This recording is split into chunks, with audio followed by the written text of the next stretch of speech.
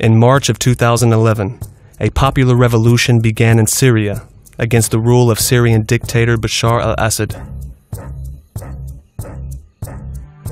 Just as in Libya, the protest turned into a violent rebellion, with extremists from all over the world entering into Syria and putting up an armed resistance against al-Assad's regime.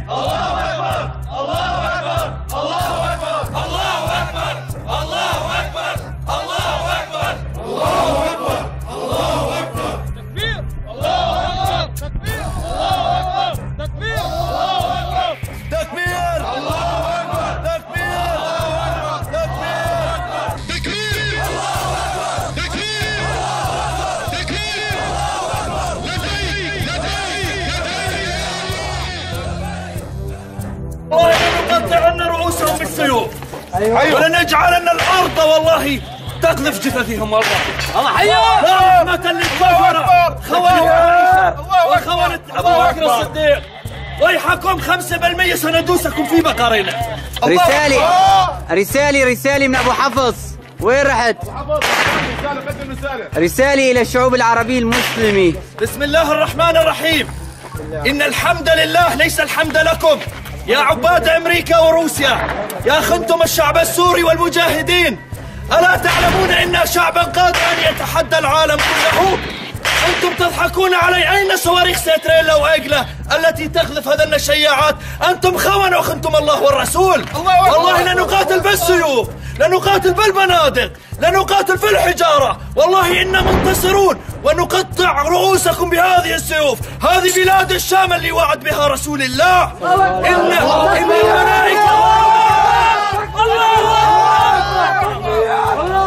إن الملائكة تبسط أجنحتها في بلاد الشام. إن الملائكة تبسط أجنحة بلاد الشام. اغربوا عنا، نحن سنجاهد، نساؤنا ستجاهد، أولادنا ستجاهد.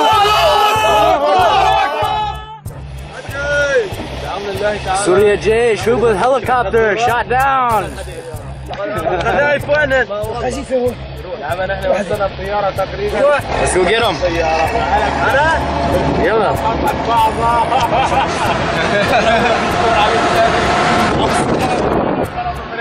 شيشاني. الله أكبر. الله أكبر. الله أكبر.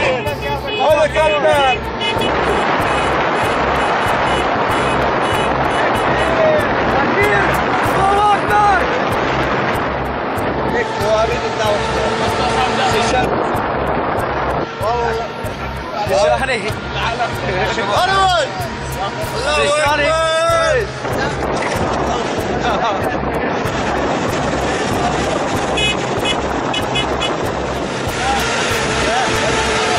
Blast these fools. We're gonna smoke them. Every day, all day.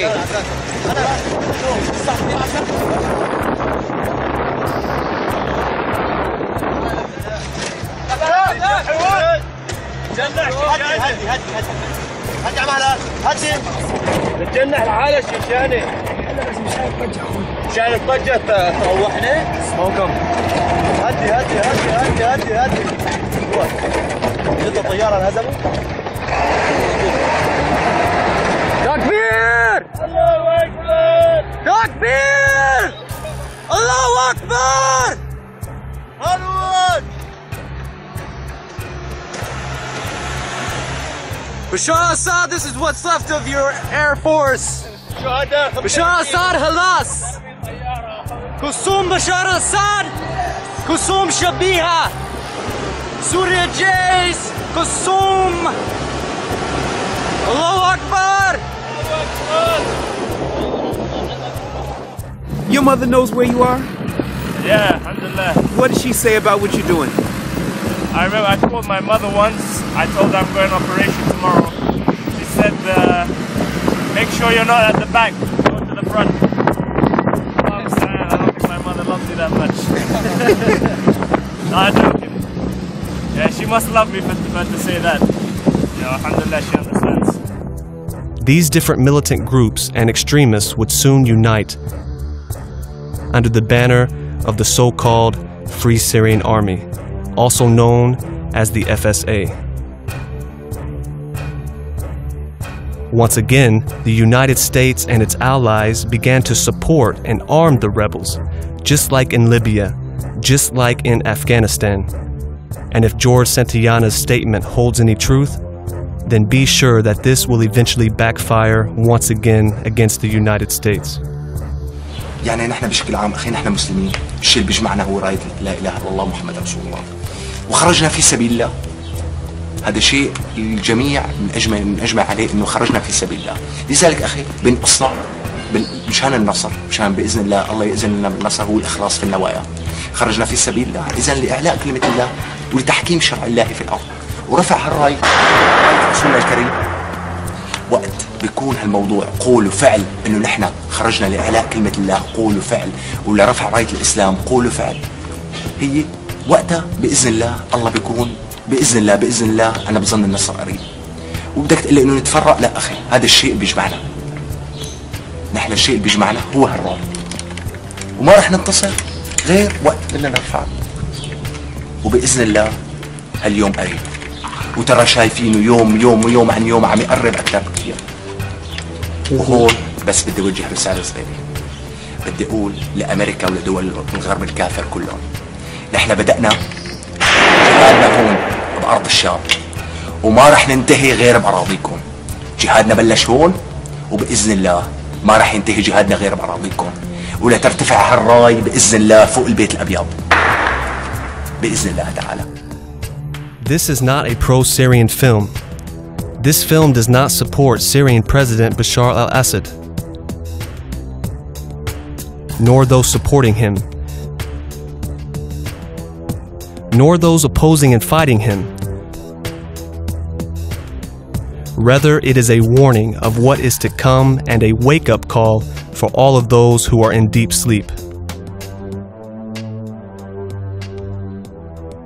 In December of 2012, security officials from the United States, United Kingdom, France, the Gulf Cooperation Council, and Jordan met with commanders and representatives from the FSA to elect a 30-person military council. Although sources prove that these nations have been covertly funding and providing logistical support for the FSA since 2011, the collaboration became more apparent in May of 2013, when Senator John McCain from the United States secretly entered into Syria to meet with the FSA, to hold meetings with its commanders to try to enforce a no-fly zone in Syria, while the FSA requested anti-aircraft support and heavier weaponry for the rebel group. Let there be no doubt that the threat of chemical weapons is real. I note this morning's headline from the Associated Press, and I quote, Israel's military intelligence chief says Syria's Assad readying to use chemical weapons. Madam President, I ask unanimous consent that that article be included in the record from the Washington Post. Without objection. Meanwhile, Russia continues to ship heavy weapons to Assad, including, as senior Obama administration officials have stated, the very helicopter gunships that the regime is currently using to bomb and shatter civilians. As the United States and the international community stand idle, the consequences are clear. Syria will become a failed state in the heart of the Middle East, threatening both our ally Israel and our NATO ally Turkey. Where Bashar al-Assad believes he is winning on the battlefield, he has no incentive to stop fighting and negotiate. Our European powers, led by the French and British, seem to understand this clearly, which is why they are urgently working to persuade their allies to lift an embargo on supplying arms to the Syrian opposition. They understand that only a change in military power will bring this conflict to an end. The Syrian opposition needs our help to change the balance of power on the ground. I've had the honor of meeting one of the key leaders of the Syrian opposition, led by a named Sheikh al-Khatib, the president of the Syrian National Coalition. Sheikh al-Khatib and the National Coalition are doing everything the international community asked of them. They've worked to bring together credible, moderate members of the Syrian opposition. They're building institutions, both civilian and military. And while the United States and our partners deserve credit, in helping and pushing them to do so.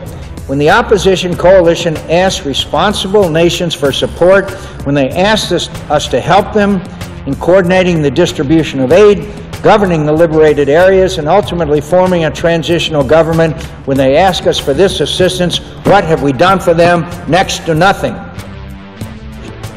Beyond providing arms to the opposition, we have other capabilities at our disposal that could make a decisive difference on the ground and save lives. I'll just give you two examples.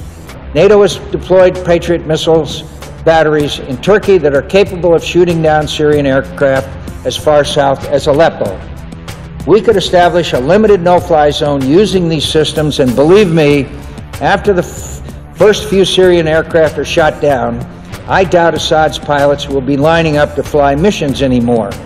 Another option would be just to destroy Assad's aircraft on their runways with cruise missiles and other standoff weapons. Either way, we can take Syrian air power off the table.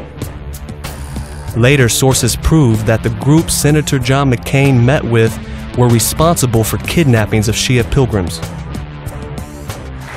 I know that you are a member of the Foreign Relations Committee. The question is, what do you think is the top priority in terms of foreign affairs for the United States? I think the top priority for the country, constitutionally, historically, and appropriately, is defense of the country. That's what we're supposed to do in Washington.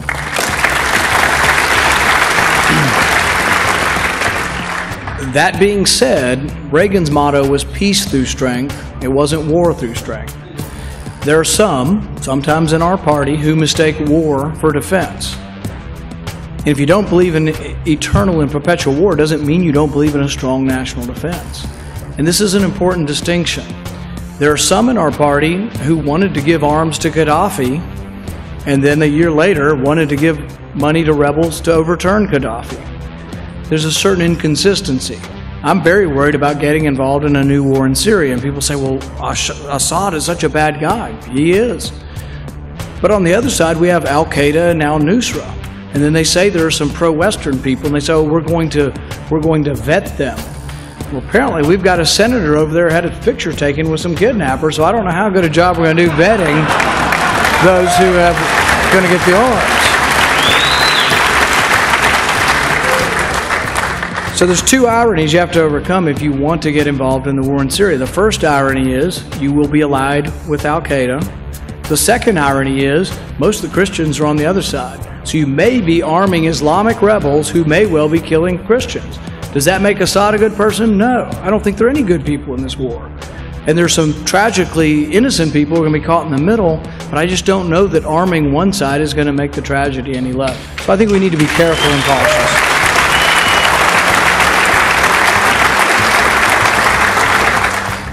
It has become absolutely clear that there is a strong support for the extremists from all over the world that make up the FSA by the Western nations, mainly the United States.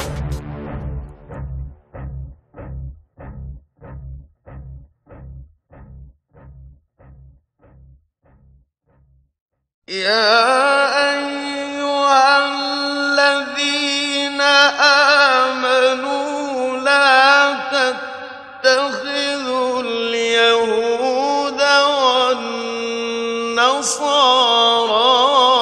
أولياء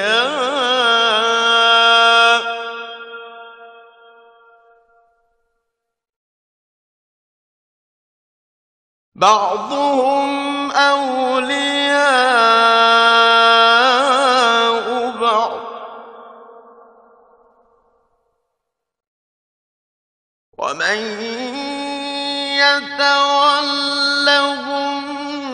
منكم فإنه منهم